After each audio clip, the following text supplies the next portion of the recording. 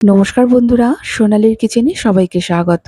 আজকে চলে এসেছি জলখাবারের রেসিপি নিয়ে। খুবই সুস্বাদু স্বাস্থ্যকর সুজির খিচুড়ি আজকে বানিয়ে দেখাবো। আসুন দেখে নেওয়া যাক কিভাবে বানাবো। এখানে নিয়ে নিয়েছি বেশ কিছু সবজি।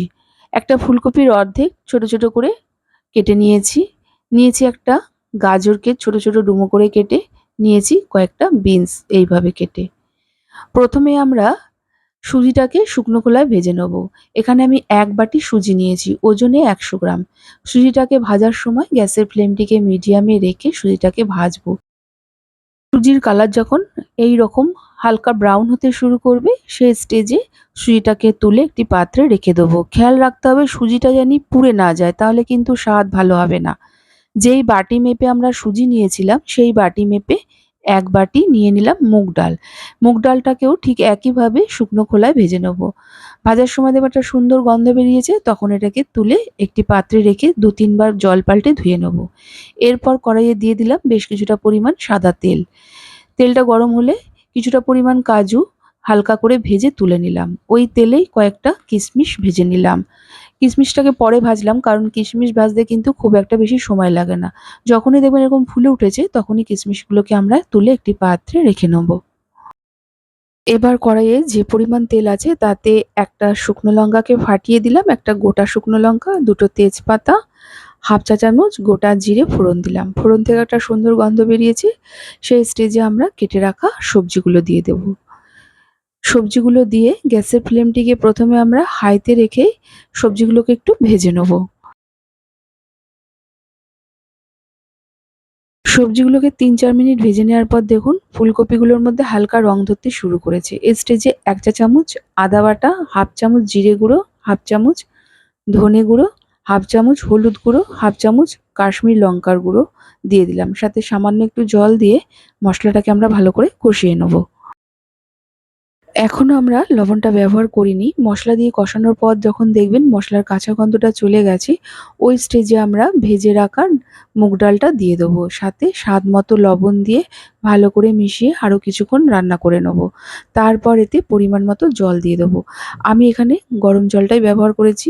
এবার যেই বাটি মেপে আমরা ডাল আর সুজিটা ব্যবহার করেছি, সেই বাটি মেপে প্রথমে ৫ বাটি জল দিয়ে দেবো। জলটা দিয়ে ভালো করে মিশিয়ে নেওয়ার পর অবশ্যই একটু চেখে দেখে নিতে হবে লবণটা ঠিকঠাক আছে কিনা। আমার এখানে সামান্য লবণের প্রয়োজন ছিল, তাই সামান্য একটু লবণ দিয়ে ভালো করে মিশিয়ে নেওয়ার পর গ্যাসের ফ্লেমটিকে মিডিয়ামে রেখে এটাকে আমরা ঢেকে রান্না হতে দেবো, যতক্ষণ না সমস্ত সবজি আর ডালটা ভালোভাবে সেদ্ধ হয়।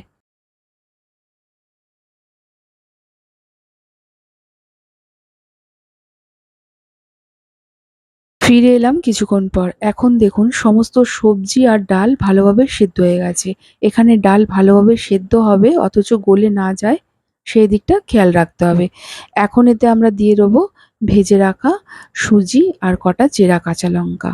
তারপর ভালো করে মিশিয়ে নিয়ে এতে আমরা যে বাটি মেপে সুজি নিয়েছি, সেই বাটি মেপে আরও ২ বাটি গরম জল দিয়ে ভালো করে মিশিয়ে নেওয়ার পর ভেজে রাখা কাজু কিশমিশটা দিয়ে ভালো করে নেড়ে চেড়ে গ্যাসের ফ্লেমটিকে লো আর মিডিয়ামের মাঝখানে রেখে এটাকে আরও ২-৩ মিনিটের মতো ঢেকে রান্না হতে দেবো।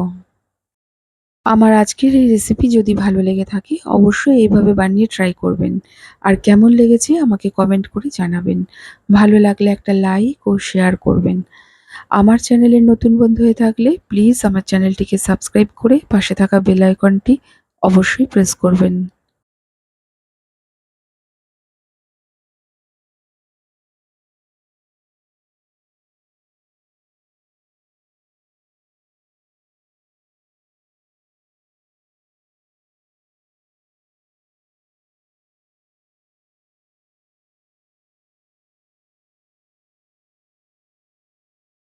এখন ৩ মিনিট পর ঢাকাটা খুলেছি।